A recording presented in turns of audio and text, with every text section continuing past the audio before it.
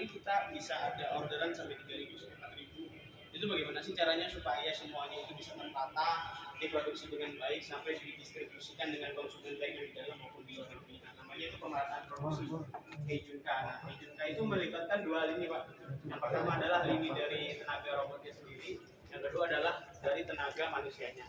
Dari tenaga robot itu namanya kita take time. Take time itu kalau dalam bahasa Jerman take itu ketuk-ketukan. Jadi per satu ketuk itu kita nyambung satu part gitu dia. Jadi misalkan mobilnya jalan perketukan nyambung assembly satu part, nyambung lagi satu part seperti itu. Nanti ada. Nah, kalau dari tenaga manusianya namanya kanban. Kanban itu perintah kerja. Jadi di sini misalkan ada 3 table gitu. Jangan sampai table yang ini lower work, yang itu overwork, yang ini middle work, enggak. Semuanya harus dalam kajian work yang sama itu diperintahkan dengan kanban. Jadi kanban dengan take time itu berjalan bareng di dalam sistem Heijunka tersebut. Jadi Heijunka itu istilahnya pemerataan produksi lah. Nah, kata Shiki sendiri itu namanya kode.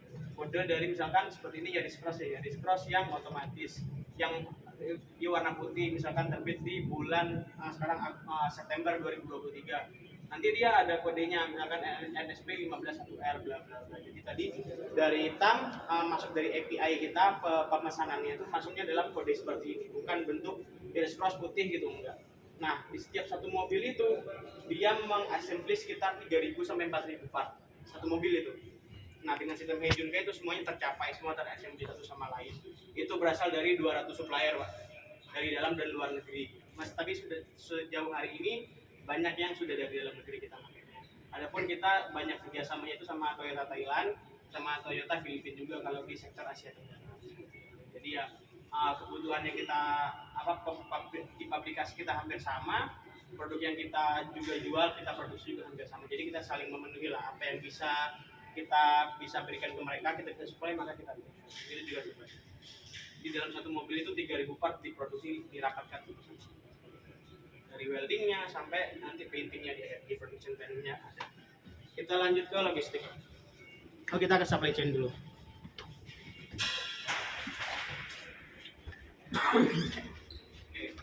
Nah, di supply chain ini kita ingin mempelajari bagaimana sih hubungan antara setiap supplier dengan Toyota sendiri dengan Temin. Nah, di Toyota itu untuk satu barang yang disuplai itu ada 3 tier supplier. Misalkan dari ban ya, ban kita ngambil di Bridgestone tuh.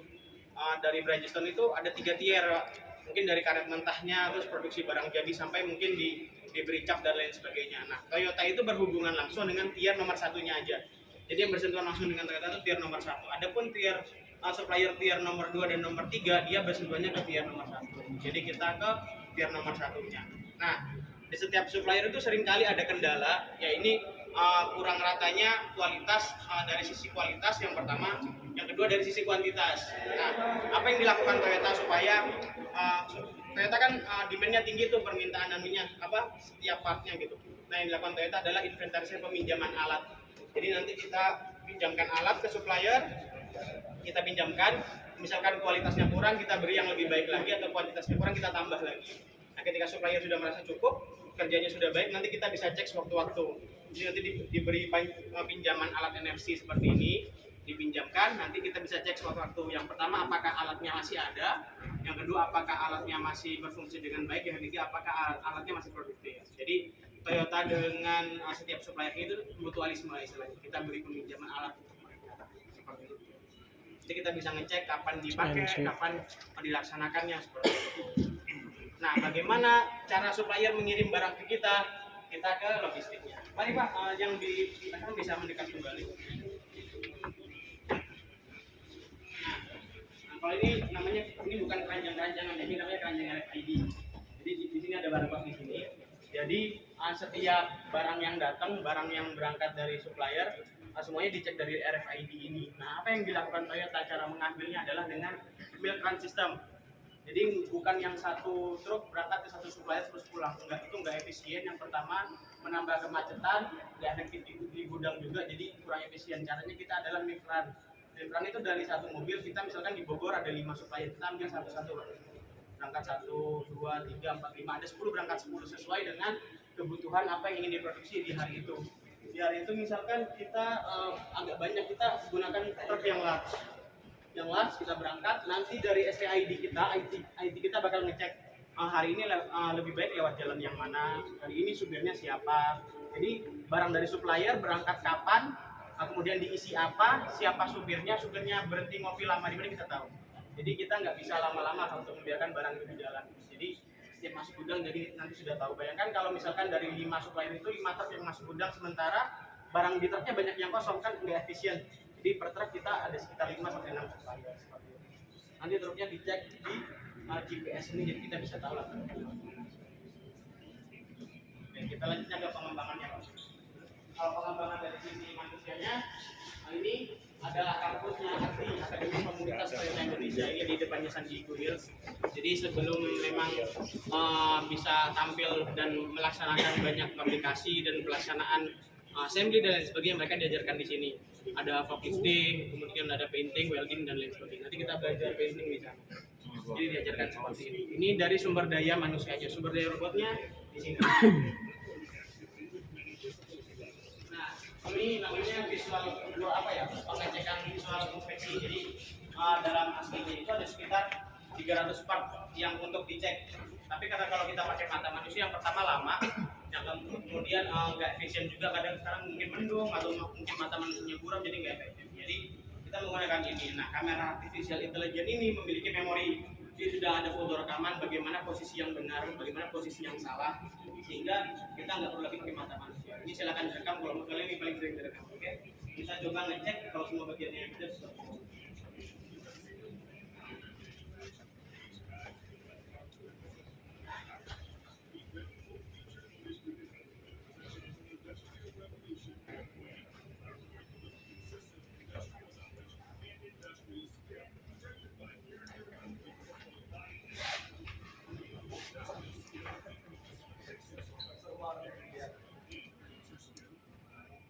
Seperti itu.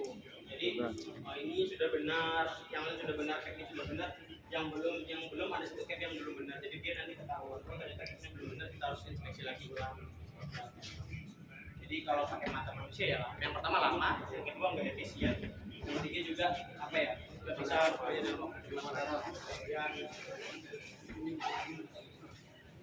lalu bagaimana industri 4.0 menangani barang?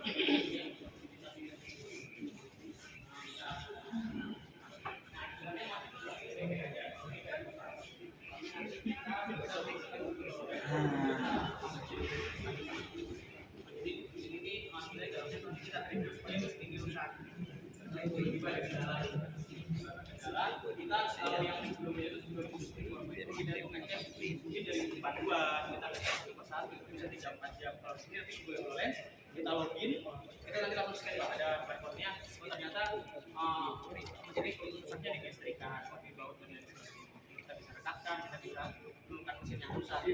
Kalau dalam perharinya pengecekan itu bisa 3-4 jam untuk pengecekan aja. Di sini kita 3-4 jam. Nanti datanya dikirim ke cloud pusat, jadi pusat bisa tahu oh ternyata mesin ini rusaknya di jam sekian, diceknya di jam sekian, rusaknya benarnya di jam sekian. Di sebelahnya ada origami. Kalau origami kan seni melipat kertas, kalau origami itu pembelajaran dengan mengurangi penggunaan kertas. Jadi anak-anak yang LC Toyota Learning Center, kemudian di AKTI atau Akademi Komunitas Toyota Indonesia, kalau mau belajar nggak usah pakai kertas lagi, langsung praktek lah.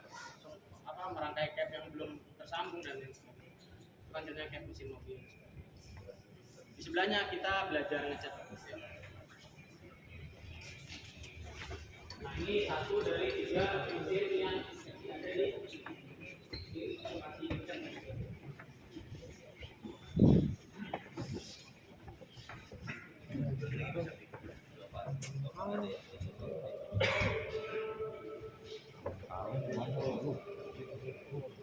Boleh deh kalau ada yang mau masuk ke dalam pun. ada yang mau Boleh Pak. Pasti boleh Pak. Itu tuh nggak kamera itu.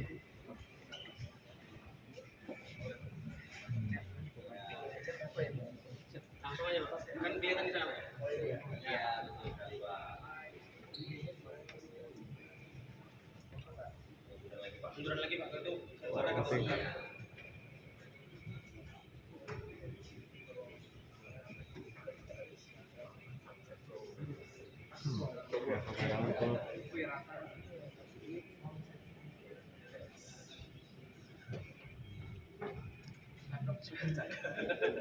Kita yang ngomong ini asik dia. Awas Pak. Boleh bawa pulang. Bisa dilanjutin nanti ada skornya di akhir.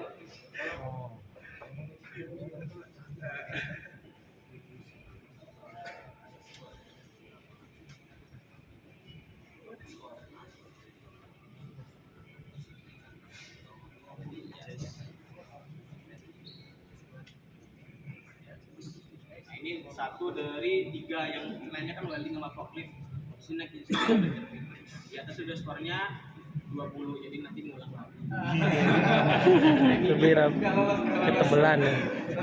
Jadi bakatnya di bidang lain. Apa belum biasa.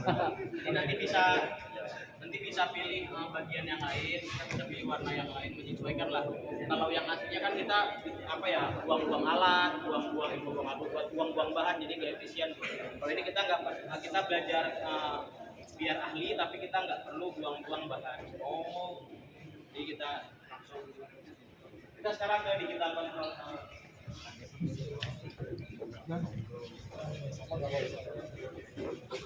Ini Pak, ini kalau di pabrik kan kita ada 5 pabrik ya. Itu buat ngecek data real time-nya. Misalkan kayak tadi di bagian GPS-nya kan, GPS-nya truk yang A berangkat kapan, sampainya kapan, sekarang di mana kita ngeceknya di sini. Stop yard juga. Jadi kemudian total supplier yang masuk hari ini berapa, kemudian value asetnya berapa. Jadi ketika terjadi di pabrik terjadi kendala malam itu juga ditanganinya. Kita nggak perlu nunggu besok pagi.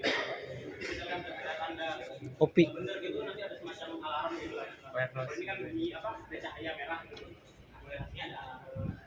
Ya Opi kalau dibikinin gini. Hijau itu bisa di set. Nah, ya. Udah lama. Ya. Oh, Itu simulasi dari kita dari welding, painting sampai kita penasaan mobilnya sampai jadi.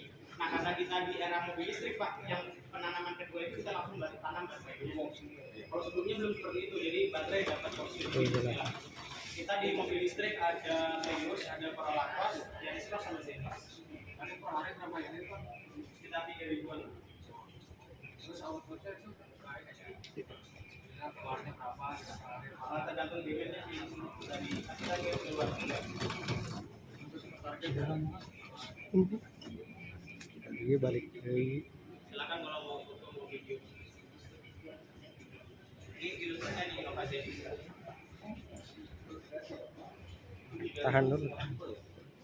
Jadi dalam satu line di Indonesia itu pemerataan produknya itu nggak hanya inovasi doang atau Yaris dari makanya selain Innova Yaris. Aslinya mah nggak kecil gini, ini mau buat mobil mainan.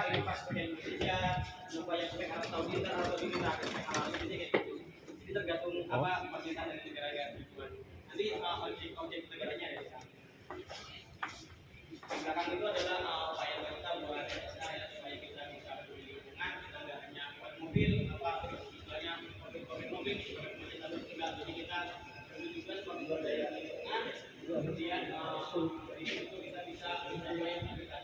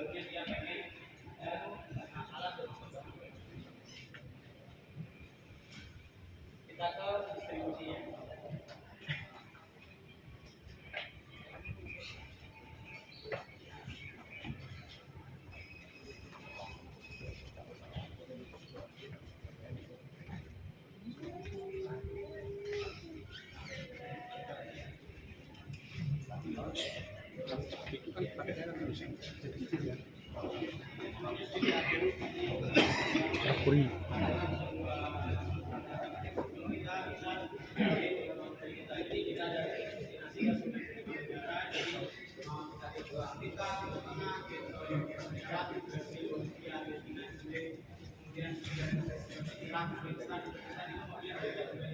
Bapak-bapak sekalian lihat di tengah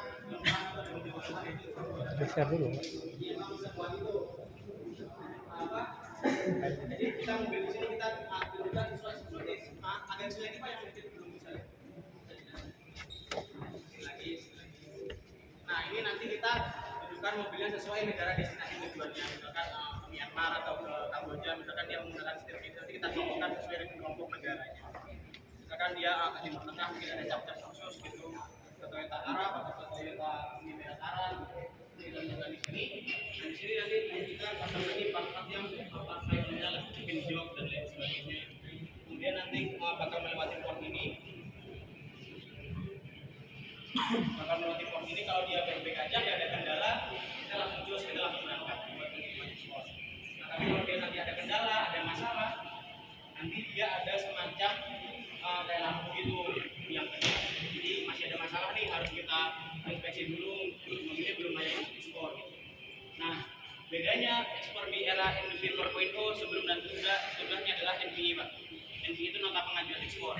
Jadi nota pengajuan ekspor itu di sekarang kita di Hijunkan tadi udah kita buat. Itu jadi kita di negara ini kita udah bisa apa ya? Mobilnya udah dipajang di sini di stoknya, NPI-nya juga udah siap. Sebelumnya mobil itu menunggu berhari-hari di sini, NPI-nya belum jadi. Dokumen untuk ekspornya itu belum jadi. Jadi ya bedanya di sini. Kita juga nggak ekspor mobil doang, kita juga ekspor partnya. Jadi seperti yang saya bilang tadi, kadang ke Thailand, ke Filipina, ke Jepang sendiri, kadang apa yang bisa kita produksi bakal kita kirim lewat kontainer. Jadi kita ekspor mobil dan partnya juga. Seperti itu. Bisa dilihat-lihat.